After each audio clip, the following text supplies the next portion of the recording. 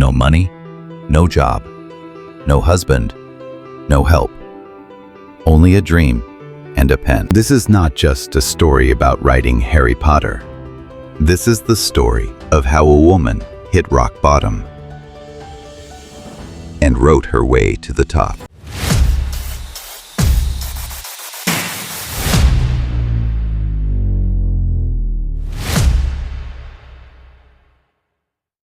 This is not just a story about writing Harry Potter.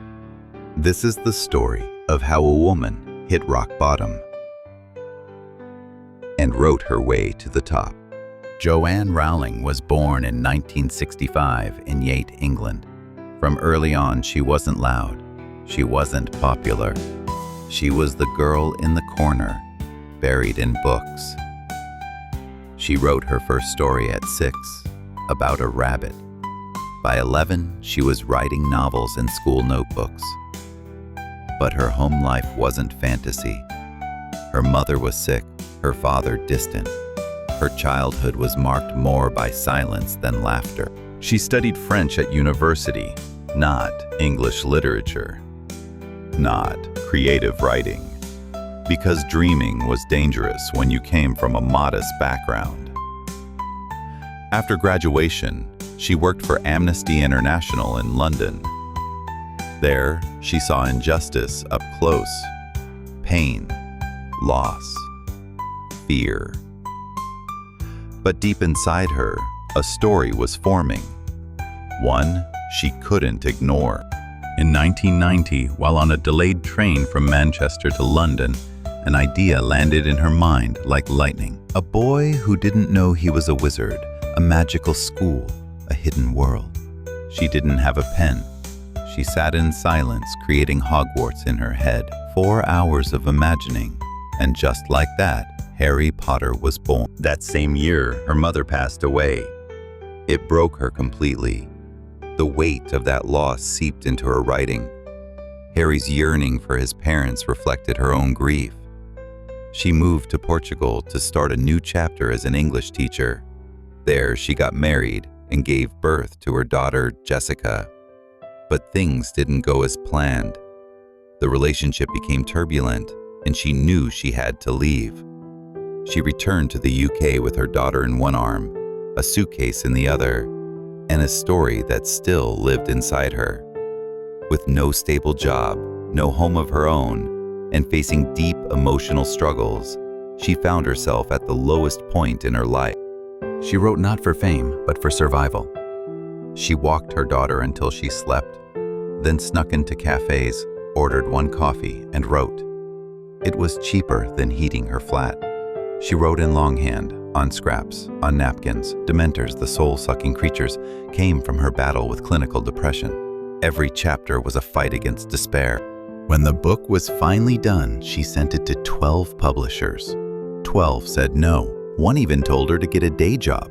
Children's books don't sell, they said. She was moments from giving up, until Bloomsbury called. The chairman's 8-year-old daughter had read the manuscript. She wanted more. They offered her a modest advance, just £1,500. It was enough to buy a second-hand computer. 1997. Harry Potter and the Philosopher's Stone is published. It sells modestly at first, then explodes. Sequels come, films, merch, a global phenomenon. Rowling becomes the first billionaire author. But more importantly, she gave a generation permission to believe in magic again. And all of it began in a cold flat by a single mother who refused to quit. J.K. Rowling once said, "Rock bottom became the solid foundation on which I rebuilt my life." This isn't about wizards. This is about resilience. When the world says no, when life knocks you down, when nobody believes in you, will you still write your story? She did, and the world listened. Back in the UK with a baby and a suitcase, she had no job, no home. She battled deep emotional lows, but she still wrote. She'd walk Jessica till she slept, then sneak into cafes. It was warmer than her flat. One coffee, hours of writing, on napkins, scraps. She created dementors from her battle with depression. Her writing wasn't escape, it was survival. Each chapter was a war. 12 rejections. It's too long. It won't sell. But she kept sending it. One last try. One last hope. The chairman's 8-year-old daughter read it. She wanted more. That changed everything. Bloomsbury offered £1,500, just enough to keep going. In 1997, Harry Potter and the Philosopher's Stone was released. Then came the sequels, then the films, a global explosion.